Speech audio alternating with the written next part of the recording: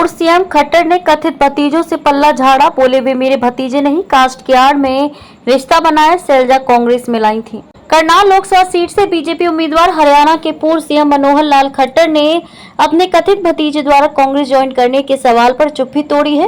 उन्होंने कहा कि उनका कोई भतीजा नहीं है। इसे लेकर मंगलवार को सिरसा में कांग्रेस उम्मीदवार कुमारी शैलजा ने अटैक किया था कि खट्टर के भतीजों ने कांग्रेस ज्वाइन की है।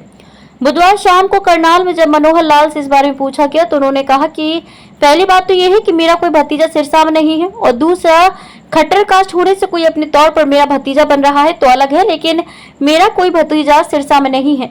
आपको बता दें कि प्रदीप खट्टर और गुरुराज खट्टर ने 2 दिन पहले सिरसा में कांग्रेस ज्वाइन की थी। सिरसा से कांग्रेस प्रत्याशी कुमारी शैलजा के नेतृत्व में दोनों को खट्टर का भतीजा बनाकर शामिल कराया गया। जो मुझसे मिले उनकी वहां कोई साख नहीं। पूर्व सीएम ने कहा कि हाँ, इतना जरूर है कि जब मैं 2014 में सीएम बना था तो उस वक्त मेरे पास सिरसा का एक परिवार आया था। उन्होंने बताया था कि वे भी खट्टर हैं, लेकिन उस परिवार की वहां पर कोई साख नहीं है और 1-2 बार उन पर केस भी दर्ज हुए थे। इसे लेकर भी वे मुझसे मिले थे, लेकिन मेरी तरफ से कह दिया गया था कि अगर आपने कोई गलती की है तो उसका भुगतान करना पड़ेगा। इसके बाद उनमें कुछ नाराजगी भी हो गई थी। अब कोई गलत काम करेगा और वह खट्टर गोत्र की आड़ लेगा तो ये गलत है। मैं इसकी निंदा करता हूं। कांग्रेस में शामिल होने के बाद कहा था खट्टर अब तंवर को भांजा बता रहे। कांग्रेस ज्वाइन करने के बाद गुरुराज खट्टर ने पूर्व मुख्यमंत्री मनोहर लाल खट्टर पर हमला बोलते हुए कहा था कि पूर्व मुख्यमंत्री ने 10 साल परिवार को नहीं संभाला।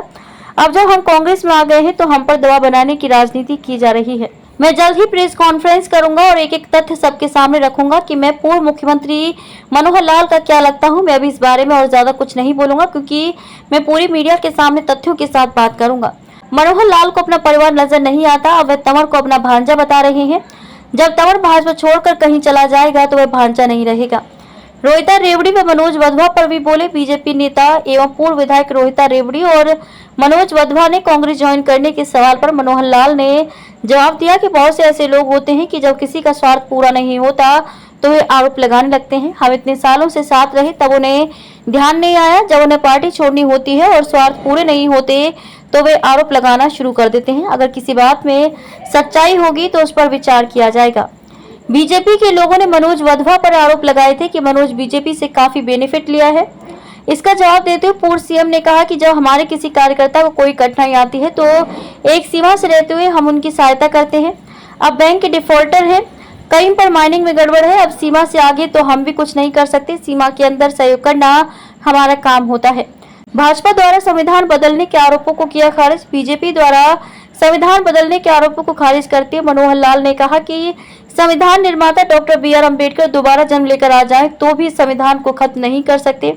ये देश संविधान से चलता है। संविधान आज का बनाया हुआ नहीं है।